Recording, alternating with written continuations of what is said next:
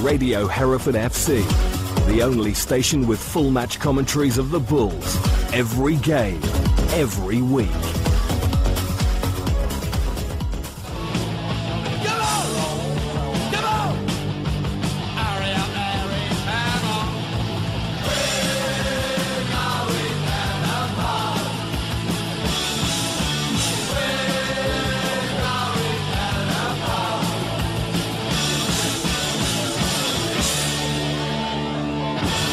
Well, hello and welcome again to We're Going Down the Pub with me, Frank Williams, and of course my usual guest here, Mr. Simon Wright, resplendent in his Wembley FA Vase final zip-up. Oh, thank you very much. And he's come all the way from 25 yards away because we're back in the eddy again in Hereford. Took ages to get across that road, I tell you. I know, traffic's bad tonight. Indeed. And it's raining. Yeah. You've got your hair wet. It doesn't bother me, of course, getting hair wet. Because, you know, and greetings to both our listeners from the black and white county as it is tonight. Absolutely, yes, indeed. It was the black country, now it's the black and white country. Yes, it's melting very quickly. Yeah, thankfully. Anyway, we are recording these two.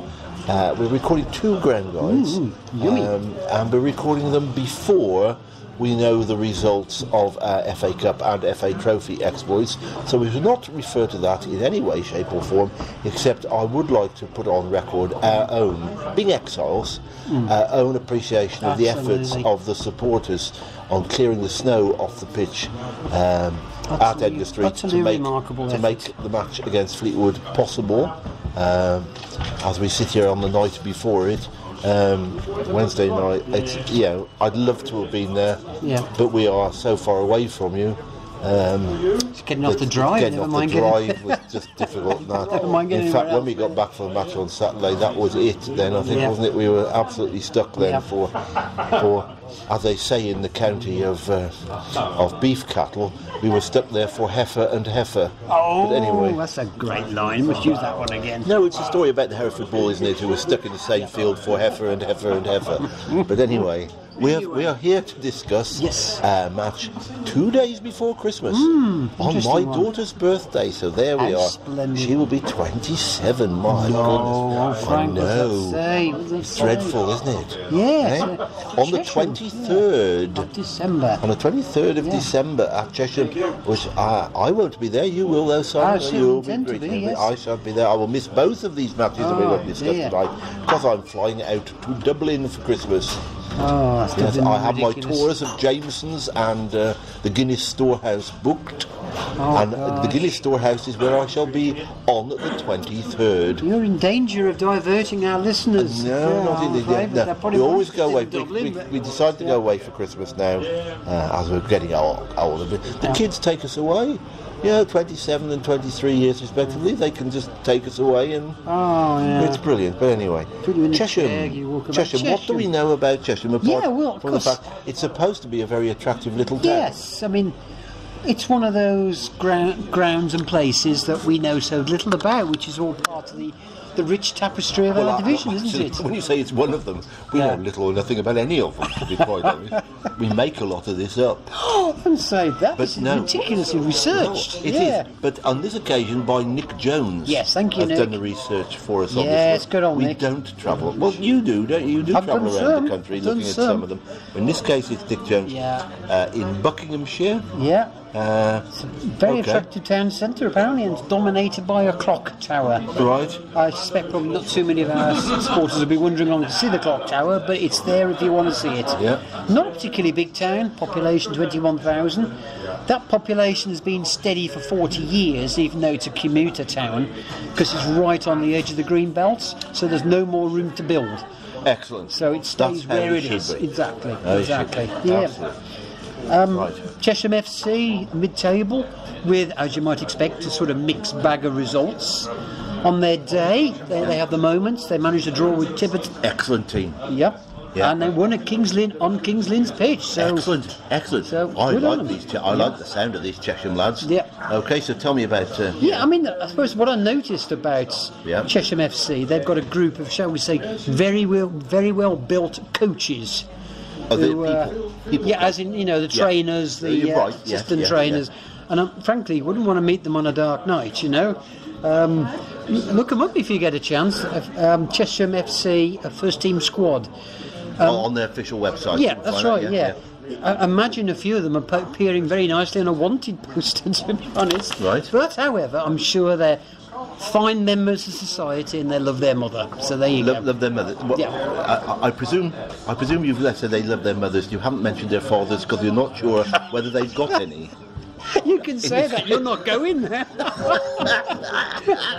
Right for you. I have to go with the back of me now. We'll blame Nick Jones anyway for doing that. Okay. Right, the strip. Yeah, oh dear, claret and blue. Oh, excellent. I love claret and blue. Don't you? No, it does me feeling nauseous very, Why's very that then? quickly. Don't you like West Ham? Or Burnley? Taunton played to claret and blue. Yeah. Oh, well, that's a good reason for not liking claret and blue. Exactly. It's got nothing, of course, to do with Aston Villa. A certain B6 team, some mid-table championship team, but there you go. Okay, yeah. Now, curiously, Chesham are nicknamed the Generals, which I thought, what's that mean? So, apparently goes back to when the two clubs merged, two local clubs in 1917. One was called Chesham Generals, which in itself still puzzled me, but apparently they got their name from the General Baptist Church, because it was a church team. Yeah. So there you go. So actually, it didn't mean general sort of from a military point of view. No. It means that general means they're just sort of average, I suppose. I suppose so, or they got some kind of general and religious terms, I suppose. But Right, who okay. knows? So it's a strange one. For a few years, the club was taken over and run by the Supporters Trust. Yeah. In fact, until fairly recently. But the downside of that is that there weren't very many of them, and they weren't generating enough income. So, probably a familiar lament, isn't it? Yeah. So an investor came in, and that investor now owns 49% of the club. So it's a very similar model to ours then. They've actually now got themselves a model similar to ours to try to estimate and ended up with something approaching. Well, that's right. Other than it's one person owning a big chunk. Yeah, exactly. But it looks like the Supporters Trust still own the majority. Well, they've got 51%. They seem to have gone down to 2%, so somebody else must have bought a big chunk. Right. But anyway, that's that's how it is. And they play at a ground called the Meadow, which apparently is very apt. Our man Nick, who's been there, says fine views of the rolling countryside can be had. So there you go. You don't get too many of those in Slough and places like that. But one main stand, the whole length of the pitch, covered seating, thankfully, and there's open terracing either side. It's a large clubhouse, and which we are very welcome. Oh, excellent news. Good as for that. News. Towards the rear, overlooking the pitch. Okay. To the left is a smaller terrace with a roof. And also a burger van. Well, we can't miss that. And the club, at no extra expense, are looking to provide another burger van because we're coming. So there you go. Love it. Okay. Now the Meadow has got room for 3,000, so it's not going to be a stampede. Right. They average 350 people. No plans for segregation, thankfully. And it's not going to be all ticket, just turn up and enjoy.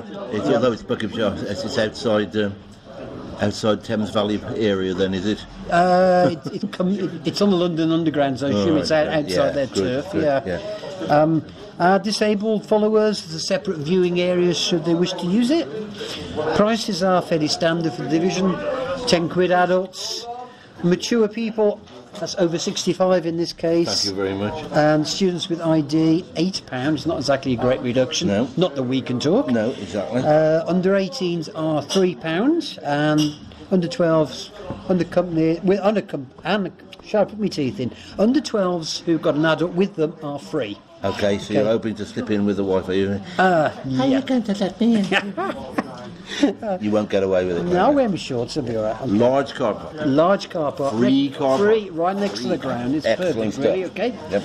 But if you want to sample a little bit of the town, Chesham has a good number of pubs, and we are grateful to Nick for trying them all for us. It's seriously good of him, Well, so as we go down the list, the spelling and the information gets slightly less lucid. Yeah, it's a good job he's on the train. I like the sound of this first one. May I say it? Go for it. I like it. It's called the Mad Squirrel Tap and Bottle Shop. Well, that sort of describes it perfectly, isn't it? Really? Yeah. Yeah, I mean, that's in the Market Square. It's a great name. It's got 4 interesting real ales which rotate. Hope it doesn't disturb the taste, but there you go. 4 craft beers and 2 ciders.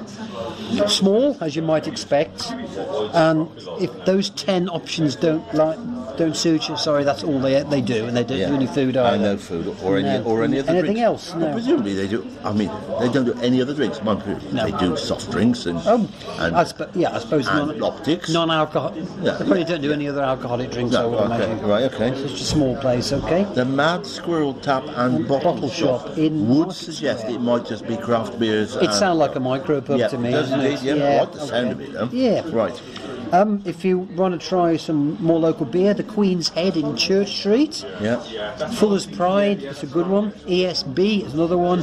Breakspear, which we should have got in Oxford and didn't, mutter, as well as a guest. Well, considering they've half sponsored the club, when they didn't put their own beers in. No, a strange one. And Queen's Head Do Food and real cider. I presume that means Hereford cider, okay. There's the General's Arms, that's another option. That's anything to do with the name of the... well, you do one. The old Baptist. It might be facing the old place, but handy for the station, that's on the Broadway. And curiously, it's a former Wetherspoons. A former I didn't know there was such a thing, but... Well, normally speaking, if it's a former Wetherspoons and it's gone back to original use, it's gone back to either being a post office, a library, or a bank, an old Tandy's retailer, like ours in Halezone. Yes, exactly. Tandy's, wasn't it? Oh, yeah, so interesting. it's an interesting tale there. A pub that's been taken over by a failed Wetherspoons. Yeah. There's not many of them. No, I mean, there is now no spoons in Chesham, which actually may put some of our supporters off travelling at all, but there you go. General Arms, Courage Best, Green King, Abbott, and IPA and some guests, food and proper cider. So there you go. But necessarily then, we probably won't have anywhere with spoons prices. True, and it is SAF, so it's going to be SAF price, isn't it? Okay, we're often asked by one person for something different, and I'd recommend the place called the Drawing Room in Francis Yard. Hang on a minute. The drawing room, that sounds like my living room. Drawing room Francis Yard. Yeah, it's got a certain appeal, isn't it? No. Go on, tell me about it. Tell me about it. It's a most eclectic mix. They do Jamaican, Arabic, and Caribbean cuisine. Right. On top of an excellent coffee. And should you go there at night, which of course won't, it's a first-class music venue. So that sounds... I've never ever come across a place that's Jamaican, Arabic and Caribbean before. But it's a bit of a mixture, isn't it, really? It really is. You could say ethnic, but I could imagine there'd be a lot of sort of infighting amongst that lot. I believe mine host is Jamaican, but he's open to all sorts of cultures, so that's great. Yeah. Just a note from Nick. He's been there, of course we haven't. He says Chesham, a very welcoming club. The directors made him very welcome. Yes. I know, we've heard that before. I know, so did Didcot. Yeah, I know. I think so that was did Nick as well, but So did Tiverton. You know what we said, don't we? With these clubs that have got really nice directors, really friendly and welcoming people, excellent, off the pitch, brilliant, fantastic. They normally manage to put together a squad of thugs, don't they? So, well, yes. We've seen the Chesham coaches anyway, but there you go. Absolutely. We've sent them off to Crime Watch, actually, in the hope that some of them might not be there when we... Oh, dear. Well, that's why we'll have to hide ourselves very carefully when the television cameras come to Edward Street, so that we don't get spotted on Crime Watch. But this is crimes against football punditry, actually, that we could be done for. Oh, dear, Getting there. Yeah, I mean, it's a bit of a hike, but hey, don't you want to get away from the overindulgence of Christmas, you know? There's two routes you can use. You can either use the A40 M40 route, which is 117 miles, or you can move rather faster, use M5 M40. That's faster but 30 miles longer. But there have been a lot of problems on the M40, haven't there, recently? So take your pick. Take your pick on that one. I know which. Well, so there you go. By train, it's not ideal from the Shire. What is? Well, what is? Oh dear. Excuse the background noises there. We have a squeaky beer pump. It's shocking. No, what it is the Butty Bark is off. No! She's just turned the label round. That was the squeaky noise you heard in the background, ladies and gentlemen. Is our second point will not be Butty Bar. Oh my word. Not that we normally have two, of course. Well, what I can say, well, it just keeps selling out. It is now the number one selling pub in this beer in this pub. Yeah, but they have 6 always nice real ales. Yeah, we can manage. I'm We can looking manage. forward to trying the Inferno again. That's a very popular one, isn't it? Yes. Anyway, Anyway, where was we? Okay. by train, By not train. ideal. No, it's 4 and a. There's several routes from the Shire, but they're both 4 1/4 hours. Right, but it is on the underground. It's on the from underground. London, for you London bulls. It is. It's on. Good one to get to. Yeah, I mean, I imagine you London Bulls have probably worked it out for yourself, but it's on a branch from Chalfont and Latimer. They sound like from solicitors. They to do, me. don't they? Yeah, perhaps they're involved in Right. Chesham FC, but Keeping their coaches out of prison. yeah. And once you get to the underground station, the ground's only 10 minutes walk away, so it is doable. Oh, that's all right, isn't it? So the London Bulls, I'm sure, will be well Yeah. primed. So- Otherwise, 4 So 1/4 hours. it's a journey to London via Birmingham New Street, probably. Well, New Street, yeah. More Street. Yeah. New Street, more street, yeah. It's Ooh. pain, really. Too many Yeah. changes, too much time. Yeah, both. And the trains will be rammed as well, I would imagine. Absolutely. It's best go by reg. Go by reg. Usual. All the details are up there on the Hereford Away Days Facebook Yep. page. Loads of people signed up. I'm not sure. I think there's a few coaches going from the club, and that'll be one of his good good away trips of the year, I would think, because it is. Who wants to go out shopping the last Saturday before Christmas? Exactly. There's only 2 days to go. You've done it all by then. Well, you really Haven't you, really? If you haven't, it's, well, And shocking. it gives you really. a day's recovery on Christmas Eve before the festivities Exactly. of Christmas Day itself. Yeah. Which is very. I think every year Christmas ought to fall on a Monday. Personally. Okay. Yes, it would. Yep. There'll be football there. And you could squeeze in maybe another midweek match then before you get to the. But anyway, we have got another midweek match, of course, because we'll be talking about that next when we return to you with our guide, our Boxing Day guide to Merthyr, which will be our next one, which Bring it we'll on. talk to you about in our next podcast. But for now, with the news that I will not be seeing you at Chesham on the 23rd. Simon will be there. But it looks as if it could be, weather permitting, it could be quite a nice pre-Christmas I hope day so. out I hope in a so. little Buckinghamshire town, Yep. surrounded by green belt, nice pubs, nice sort of town. Population only 21,000, so it's what? It's Leicester and a bit. Yep. Isn't it? A nice It's Leicester bit, and a bit, and a nice bit, with some good pubs, but no spoons.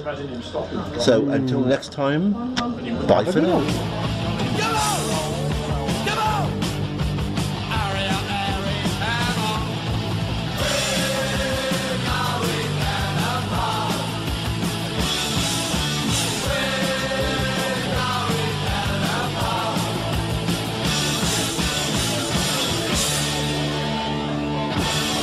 This is Radio Hereford FC, the home of the Bulls.